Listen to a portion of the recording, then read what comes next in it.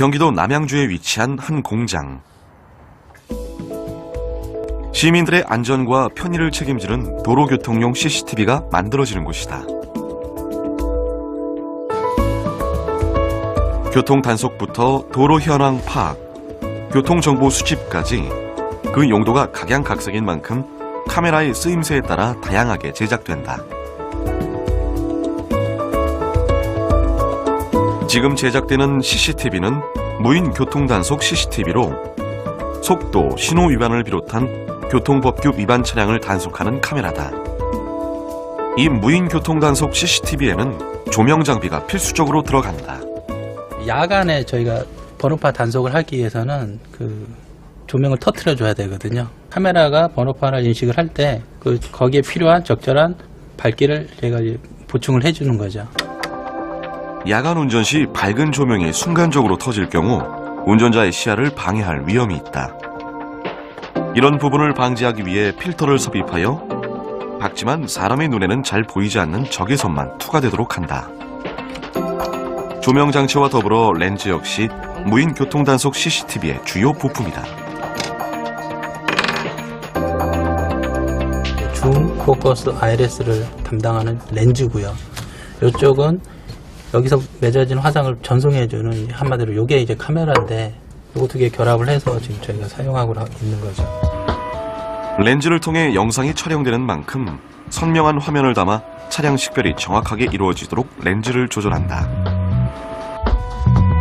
조명, 렌즈와 더불어 실제적으로 카메라를 제어하는 회로 계기판이 설치된다. 사람에 비유했을 때 렌즈 부위가 눈이라면 이 회로판은 두뇌로 이곳에서 카메라를 제어하여 영상을 촬영, 교통법규 위반 차량에 대한 정보를 각 지역 경찰청에 제공한다. 도로교통용 CCTV는 각 용도에 따라 주문 제작되는 만큼 사람의 손으로 각 특성에 맞춰 조립된다. 이렇게 완성된 무인 교통단속 CCTV는 최종적으로 케이스를 밀봉하여 카메라 설치 장소로 이동한다. 무인 교통단속 CCTV는 교통사고가 자주 일어나는 지역에 우선적으로 설치되는데 CCTV와 함께 카메라의 전원을 관리하고 시스템 제어, 촬영한 영상을 전송하는 통신 기능까지 갖춘 장비가 함께 설치된다. 카메라의 모든 전원이 이 선을 통해서 공급이 되는 겁니다. 저 위쪽으로. 각각의 카메라마다 이 장비가 연결되어 무인 교통단속 CCTV를 제어하고 관리한다. 카메라 설치는 낮게는 3m, 높게는 30m 이상의 높이에서 진행되는 만큼 안전을 최우선으로 한다. 뭐 맨날 하는 거다 보니까 별로 무섭고 그런 건 전혀 없습니다. 처음 하실 때는 떨리셨어요? 근데 예전에 군 생활할 때부터 이렇게 좀 높은 데에 다니고 그런 거를 많이 해가지고요. 별로 이 정도 높이는 그냥 그러려니 하고. 위에서 카메라를 설치하는 사람과 크레인을 운전하는 사람이 한 줄을 이뤄 설치가 진행된다. 설치를 위해 올라간 사람들의 신호에 맞춰 크레인의 높이를 조절한 뒤 카메라 설치가 진행된다. 야외에 설치하는 만큼 악천 후에도 CCTV 카메라가 영향을 받지 않도록 꼼꼼하게 설치 작업을 한다. 카메라에 대한 모든 동작에 대한 것을 제어할 수 있는 선이 아까 밑에서 올라온 케이블입니다. 제어 케이블을 연결한 후 최종적으로 CCTV 카메라의 케이스를 열어 내부 상태를 확인한다. 지상으로 내려가기 전 CCTV 카메라의 상태가 완벽한지 확인하기 위해서이다. 이동하거나 설치하면서 진동에 의해서 뭔가 부품이 풀린 게 있을까 하고서 다시 한번 확인해 주는 작업이었어요. 부품의 고정 상태, 선의 연결 부위를 꼼꼼하게 확인하는데 뭐 크게 별다른 문제 없이 잘 작동하고 있습니다. 그렇다면 이런 무인 교통단속 CCTV는 어떻게 위반 차량을 적발하는 걸까? 정지선을 지나자마자 바로 카메라가 캡처를 합니다. 지금 딱 이 시점이에요. CCTV가 설치된 곳의 도로면을 자세히 보면 홈이 파여져 있는 것을 볼 수 있다. 이곳에 센서가 설치되어 차량이 지나갈 때 움직임과 속도를 감지하는 것이다. 이 센서는 일정 간격을 두고 정지선과 횡단보도에 나란히 설치되어 있는데 정지 신호 때 이 두 곳의 센서를 모두 지나가면 신호 위반으로 간주하는 것이다. 속도 위반 또한 이 센서를 통해 최대 시속 250km까지의 속도를 감지하여 위반 차량을 적발, CCTV 카메라를 통해 영상을 기록한다. 실제 교통단속 CCTV에 적발될 경우 번호판 판독, 차량 소유주 정보 확인까지 불과 1초의 시간도 걸리지 않는다고 한다.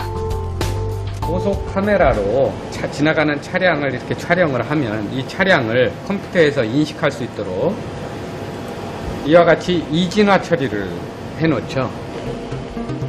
CCTV에 교통법규 위반 차량이 촬영되면 이 촬영된 사진의 선 부분은 하얀색으로, 면 부분은 검은색으로 단순하게 처리한다. 이후 숫자 모양으로 보여지는 부분을 판독하는데 보통 차량의 경우 숫자 형태의 4개가 일렬로 인식되는 부분은 번호판밖에 없다고 한다. 번호판 부분을 인식하면 기존 컴퓨터 서버에 입력되어 있는 숫자 모양 패턴과 비교하여 각 번호판의 숫자를 인식한다. 신호나 속도를 위반하는 순간 교통단속 CCTV를 통해 적발 촬영되어 차량주 정보까지 거의 실시간으로 판별, 정보가 전송된다. 처음에 단독 카메라 도입 당시에 대한민국 교통사고 사망률 1위였었습니다. 그래서 이 단속 카메라가 이제 설치되는 그런 부분이 그 사고 다발 지역, 사망 사고가 1년에 몇 건 이상 있는데 이런 데에 카메라가 설치가 되기 시작을 했었어요. 카메라를 통해 수집된 위반 차량 정보는 각 해당 지역 지방경찰청에 1차적으로 전달된다. 이후 중앙경찰청에서 이 정보를 모두 모아 우체국에 보내면 이를 토대로 교통법규 위반 차량주에게 범칙금 고지서가 발부된다. 각 경찰청에서는 보통 고지서에 인쇄되는 차량 번호판뿐만 아니라 당시 상황을 볼 수 있는 현장 사진이 함께 저장되어 있다. 차주들한테 이제 가는 거는 요 사진만 이렇게 나오는데 요 밑에 서버에 들어가 보면은 8장의 화면을 이렇게 근거로 남길 수 있는, 만일에 이의신청이 들어왔을 경우에 경찰서에 가면 이걸 볼 수 있는 그런 화면입니다. 단속된 운전자들의 항의가 들어왔을 때 확실한 증거를 보여줌으로써 민원을 줄이기 위해 노력하고 있다. 이의신청이 들어오면 또 그 운전자들한테 그 위반 사항을 정확하게 알려줄 필요가 있었고, 그래야지 민원이 주니까. 그래서 처음에는 이 단속 장비, 이 기기에 대해서 단속되어진다는 그 자체를 우리 그 일반 운전자들이 상당히 거부감도 많았었고, 기기에 대한 불신도 많았었어요. 지금은 이제 기기에 대해서 불신이 없어졌지만은, 그래서 그런 그 불신을 해소시키는 차원에서 이런 근거를 이렇게 남겨두게 됐었죠. 11년도에 설치한 그 14대에 대해서 그 설치 전후 1년간 교통사고 현황을 분석한 바 그 설치 전 108건, 설치 후 48건으로 약 56%의 감소 효과가 있었습니다. 뿌듯하지만은 뭐 또 주변의 지인들은 당신 때문에 내가 범칙금을 냈으니까 돈을 대신 내달라 뭐 이런 부분들이 있죠. 그럴 때 저는 돈보다도 당신 생명을, 당신 안전을 건강하게 지킨 거가 더 중요하지 않느냐. 당신이 밥을 사든지 술을 사든지 해야 되는 거 아니냐. 뭐 이렇게 얘기를 하고 있습니다. 네. 1990년대 무인교통단속 장비 기술을 상용화시키면서 교통사고를 줄이는 데 기여한 임철규 기능 한국인. 기능인은 CCTV란 개념 자체가 생소하던 70년대에 이미 이 기술을 국산화시킨 장본인이기도 하다. 그때부터 기능인이 제작한 CCTV들은 지금도 기능인의 사무실 한켠을 차지하고 있는데 대한민국 CCTV 역사라 해도 과언이 아닌 기능인의 제작품들. 초기 모델이거든요. 이게 이제 그 역사하니까 좀 보관을 좀 일부 한 거가 있고 옛날 생각이 좀 나죠. 고생했던 생각들. 초창기 제작했던 흐릿한 흑백 화면의 CCTV를 비롯하여 90년대 제작한 컬러 CCTV, 도로교통용 CCTV, 산업 현장에서 혹은 일상에서 방범용으로 사용되는 다양한 종류의 CCTV들을 개발한 임철규 기능한국인. 오디오 기술자로 인정받던 기능인이 CCTV를 만들게 된 건 그야말로 우연이었다. CCTV를 만드는 건 아니고요.